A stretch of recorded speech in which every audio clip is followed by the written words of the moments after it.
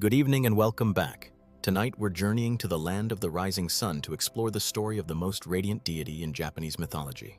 As always, I'd love to hear where you're joining me from around the world. Get comfortable, and let's begin this journey into the story of Amaterasu, the sun goddess and supreme deity of Japan.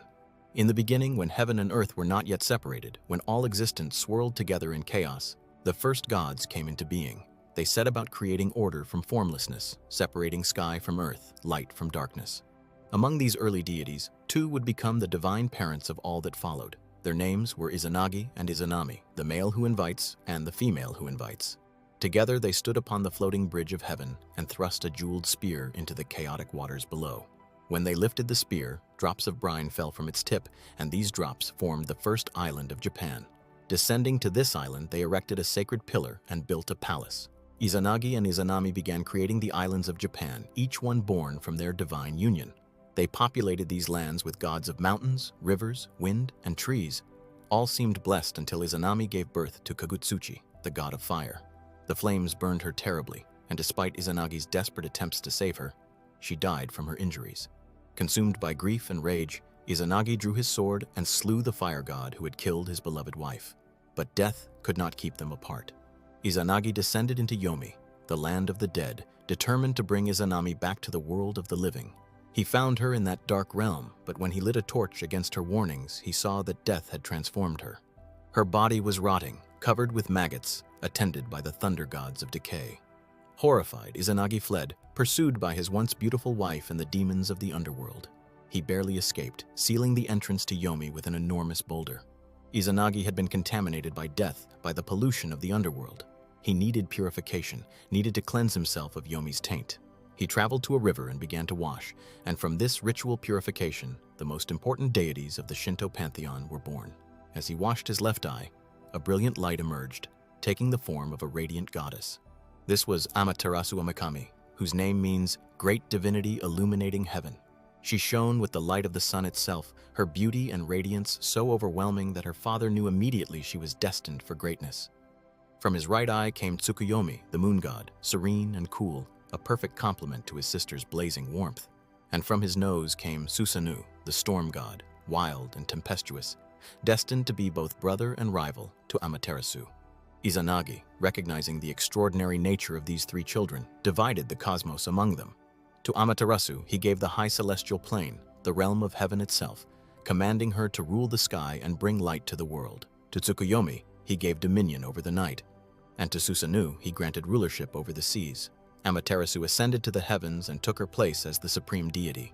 She wove the fabric of the universe on her celestial loom, creating order and beauty. She governed the other gods with wisdom and grace. She was the source of all light, all warmth, all life. The rice fields of Japan grew abundant under her gaze. The people prospered beneath her radiance, but her position was not without challenges. Her brother Susanoo was a troublemaker, given to violent outbursts and destructive behavior. When he was banished by their father, Susanoo went to bid farewell to Amaterasu before descending to the mortal realm. But Amaterasu, suspicious of his intentions, armed herself and met him as a warrior would meet an enemy. Susanoo insisted he meant no harm and proposed a contest to prove his sincerity. They would each create deities, and the gender of these offspring would prove who spoke truth. Amaterasu took Susanoo's sword, broke it into 3 pieces, and chewed them. From the mist of her breath, 3 goddesses were born. Susanoo took the jewels from Amaterasu's hair and arms, and from them, 5 gods emerged. They debated who had won the contest, each claiming victory. But regardless of the outcome, Susanoo's behavior grew worse. Perhaps emboldened by what he saw as triumph, perhaps simply unable to control his chaotic nature, he began to rampage across the heavens. He destroyed the rice fields that Amaterasu had carefully cultivated, filling in the irrigation ditches and breaking down the barriers between paddies. He defecated in the sacred hall where the harvest festival was to be celebrated. And in the most terrible act of all, he flayed a heavenly horse alive and hurled its body through the roof of Amaterasu's weaving hall. One of Amaterasu's attendants was so startled that she injured herself with her weaving shuttle and died. The sun goddess, grief-stricken and furious, made a decision that would plunge the world into darkness. She withdrew into the heavenly rock cave, sealing herself inside and refusing to emerge. Without the sun goddess, the high celestial plane fell into darkness. The mortal world below lost all light. Day ceased to exist. Crops began to die. Evil spirits emerged from the shadows, causing chaos and suffering. The other gods grew desperate, gathering outside the cave and debating how to lure Amaterasu out. They tried everything. They placed roosters outside the cave, hoping their crowing might convince her it was morning. They hung a sacred mirror and jewels on the branches of a sakaki tree. They performed prayers and rituals, but Amaterasu remained hidden and the world remained dark. Finally, the goddess Ame-no-Uzume conceived a plan. She overturned a tub, creating an improvised stage, and began to dance. But this was no ordinary dance. She danced with wild abandon, with comic exaggeration, eventually becoming so carried away that her clothing began to fall away. The 800 myriad gods gathered there began to laugh, their amusement growing until their laughter shook the heavens. Inside the cave, Amaterasu heard this laughter and grew curious. How could the gods be laughing and celebrating when the world had been plunged into darkness by her absence? She cracked open the cave door just slightly, asking what could possibly be so amusing.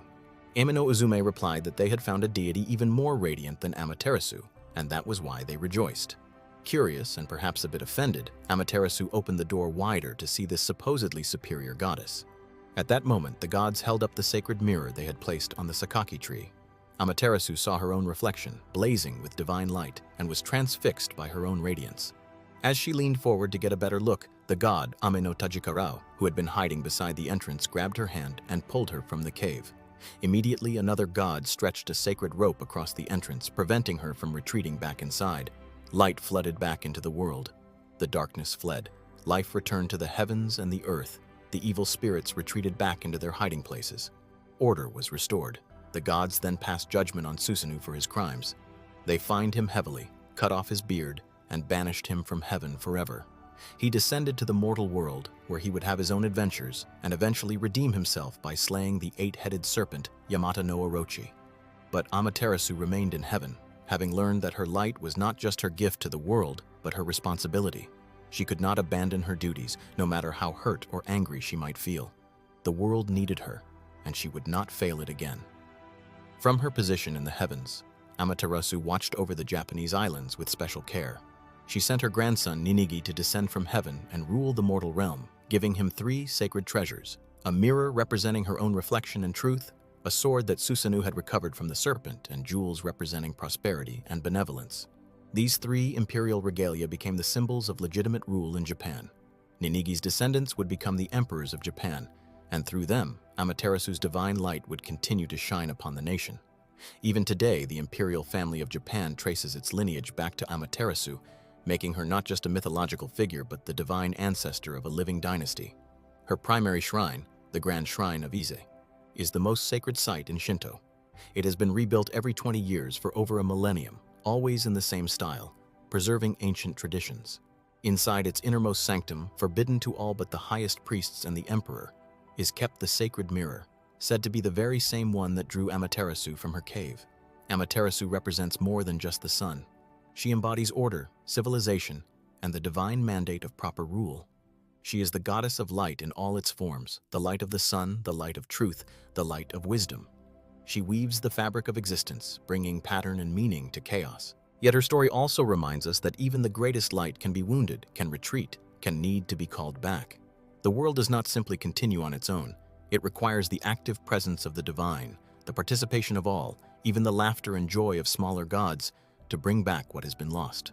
From the purification ritual of a grieving father to the supreme throne of heaven, from hiding in darkness to illuminating all creation, Amaterasu remained constant in her essential nature. She is the sun that rises each morning, the light that drives away darkness, the divine ancestor who watches over Japan with eternal care. Thank you for joining me tonight. Until we meet again, may light guide your path through any darkness.